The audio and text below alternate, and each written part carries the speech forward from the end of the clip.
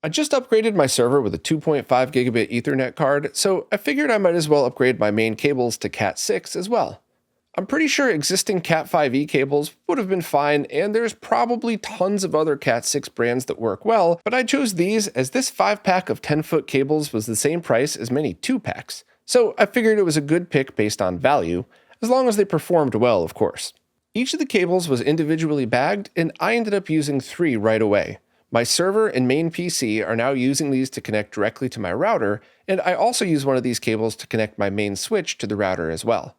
They fit perfectly into all the network jacks I tried, and the rubber pad covering the flap felt pretty standard.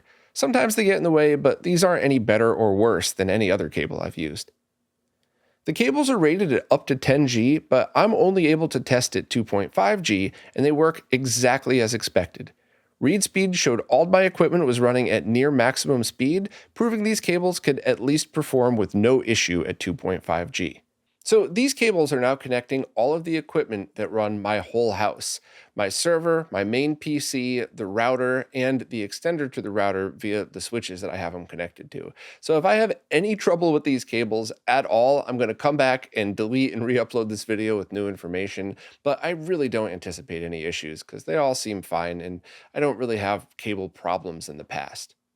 Now, also, if I don't address this immediately, I know there's going to be some backroom IT person that hasn't seen sunlight or another human in years that gets enraged because I didn't also mention that for about $200, you could get a 1,000-foot reel of Cat6 cable, a crimper, and some of the heads that you need to make your own at multiple sizes. But what if you just need a couple of cables? Or what if you prefer the nicely made store-bought cables with the nicely crimped and molded ends to them? Or what if you're just an old person that requires 3 different sets of glasses to be able to see the tiny little twisted pairs that go into those annoying plastic things when you want to make your own? So yes, I completely acknowledge that you might be spending a bit more on these than you would on a reel of cable, but for sake, sometimes I just want to plug in a cable without worrying about it.